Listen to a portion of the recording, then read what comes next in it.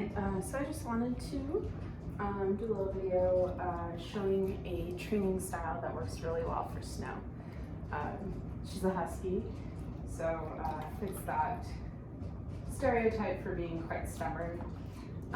But really, it's not that she doesn't want to do what you want her to do, it's that she either doesn't know what you want or thinks that you're trying to grab her or push her. So I kind of have a theory that throughout her life, she's been pushed down when she jumps up, and she jumps up quite persistently. Like, that's definitely something that she never learned not to do. So I can only conclude that pushing her down did not effectively teach her not to jump. What did work is being really consistent about having her sit before anything, before she gets the food, before I open the door. And I don't tell her sit, I just have whatever she's interested in and I wait. I do sometimes give her this sit signal, and she also doesn't know the word sit, but for her to be able to generalize sitting to obtaining whatever she wants, I've just kind of built it into the natural sequence of how she receives her treats, if that makes sense. And it doesn't have to be every time, but I am pretty consistent, especially if I know that she would like to jump to get something.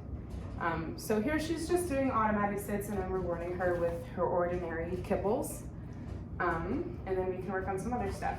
So I have this bath mat here, and we've been working on place because she can be, you know, up in your business, as huskies are.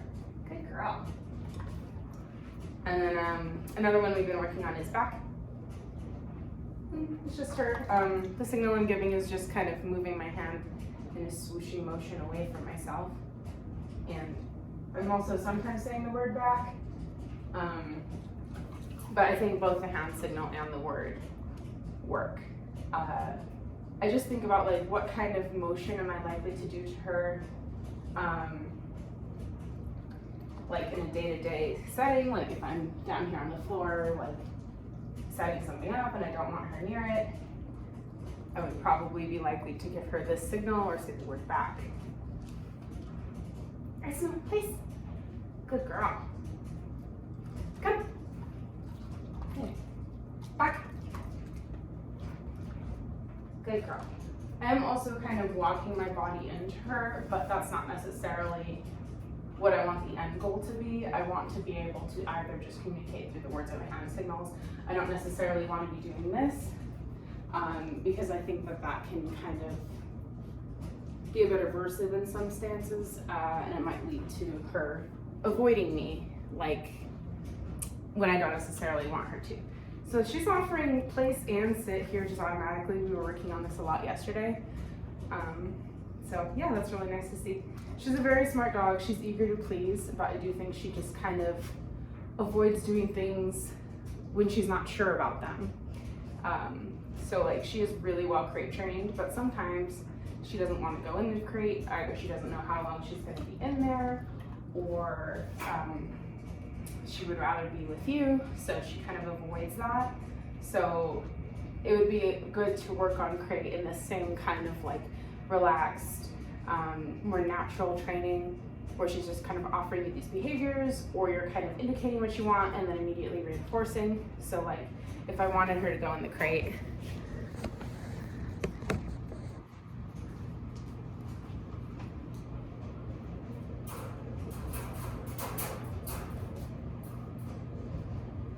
so she's kind of offering it the behavior by going near the crate. She's stuck her head in there.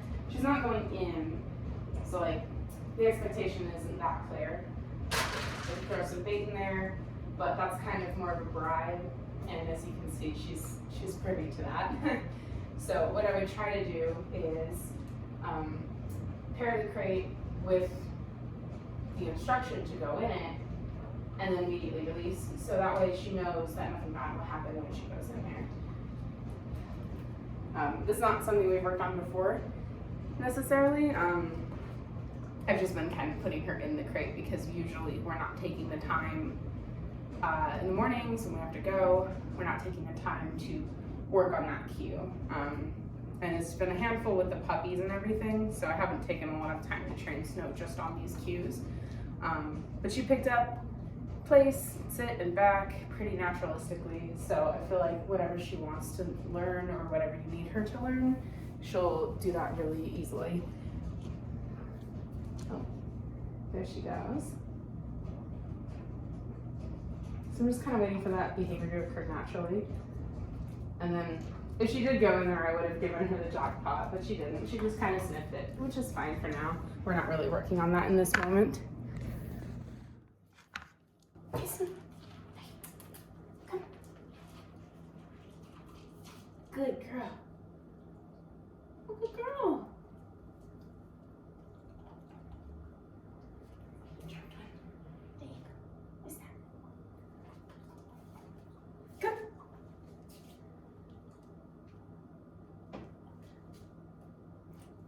There you go. Good girl. Please. Yes. Good girl. Back. Back. Good. Back. Back. Good girl. Come. Good girl. Yeah. Good girl. So, come. Good girl. Back. Good. Back. Good girl. Back up. Yes. Come. Good girl. Yes. Back. Good. Back. Yes. Good girl. Come. Good girl. Window. Come. Yes. Come. Good girl. Please. Yes. Please. Yes. Please. Good. There you go. That's better. Good girl. Yes. Come. I'm a little good girl. Snow. Come. Come. Come. Okay. Come here. So right now what I think is happening is I'm standing near a crate with the door open, and she thinks I want her to go in the crate, which, while she does do really well in the crate, sometimes she has trouble going in. And I think that it can just be a little aversive because she doesn't know how long she's going to be in there, or she'd rather be with you. She doesn't know what's going to happen next. So we do need to do some training on the crate, but when she's in there, she's really good. So I'm just standing near the crate and she's avoiding me.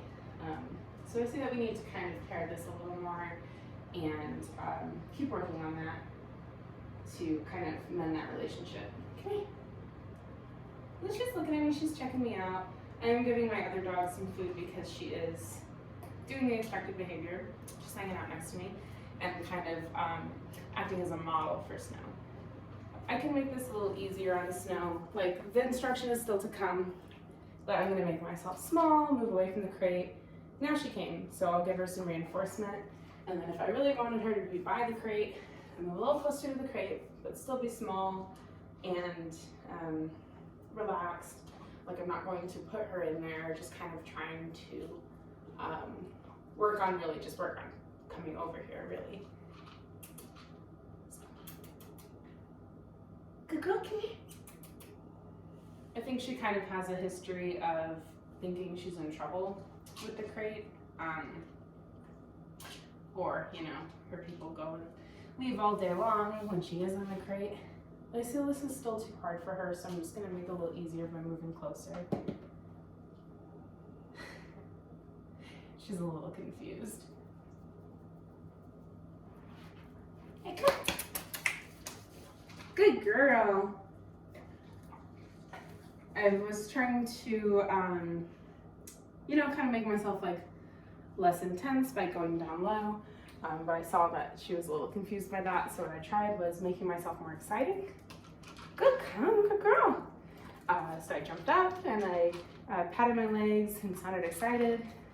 She was paying attention to me that whole time, so I know she was still interested in the activity. If she had just kind of walked away or, you know, it didn't seem like she wanted the food, I would say her motivation for training is just low in that moment, and then I might end the training session. But she's still very interested in what we're doing. It was just mainly, I think, the fact that the crate is open. So next time we do some training, I'll definitely work on just going in the crate, not even closing the door, but just kind of pairing the cute crate with going in it. So, come. Good girl.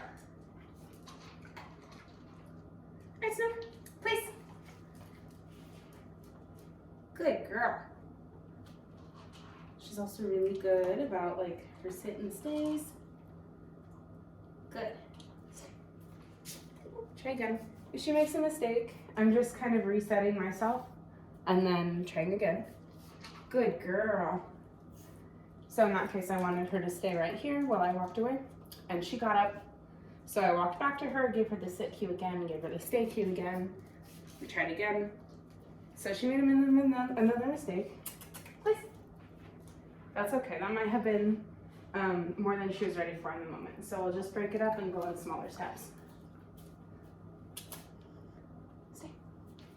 So now I'm like one step away from her. I'll come back, reinforce. Stay. Now I'm like 2 or 3 steps from her. That was a bit too much. So come here. Good girl. Stay. Good girl. Stay. Good girl. That was a really good one. I got a few steps away from her. Stay. Good girl. I'm giving her lots of treats because previously that one was hard for her. And then she refocused and now she's able to do it. Stay. I'm even like 10 or 15 feet from her now. She did get up as I was getting closer to her, but I'm gonna call it good enough because that was quite the distance that we gained. Good girl. Let's go, come here. Good. Yes. Good girl. So these are things, anything that you want her to do. Right now we're just working on place, sit, stay back, and yeah, those are the ones we're working on right now. But anything that you want her to learn, you can just break it up into really small chunks and practice those throughout the day. Meal times are a great time to work on anything, especially for Snow. She loves food. I think that this was a good training session, and we worked on all the things I wanted to work on. So I'm just going to give her the rest of her meal because I'm feeling finished. And the quality of the training session is you know, more important than how long the training session lasts. So if you can get in 2 or 3 good repetitions within 5 minutes, you can just stop there if you felt like it was a good stopping point. And you always want to end on a positive note. So if she was struggling with stay, I can see that she's kind of getting near the end of paying attention to me. So I'll try and make our last practice either easier or at least try and have it be successful before we stop, but then I won't push her further after that.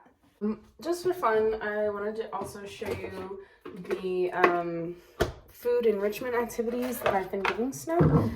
So here I have a slow feeder puzzle bowl I've just filled it up with her normal kibble and then a little bit of wet food for interest, some water, and then I've popped it in the freezer. So here's another one that I've done. It doesn't have any wet food, it's just kibble and water that's been frozen. And then we've got some Kong and Kong type chew toys that can be filled. I usually will do kibble, and then I'll smear some peanut butter in there so the kibble sticks. You can also put some wet food in there, and then I will also freeze these. These are great if she's going to be alone in the crate, or if she's going to be alone for a longer portion of the day. Even if it's going to be like a pretty long day for her, I'll start with breakfast and then I'll give her a lunch and then I'll give her a dinner. That way she has enrichment throughout the whole day. One thing to be mindful of though is that this is her main meal. So the portion of food that goes into these Kongs is accounted for like in her calories. And you're also accounting for like the peanut butter and whatever else goes in there. So just be mindful of that because she's definitely the type of dog that will overeat if you let her. The Kongs and then also things like bully sticks are really good too if she's having a hard time settling down. Like sometimes we'll be watching TV and she's kind of up and about. So that would also be a good time to give her one of these types of things.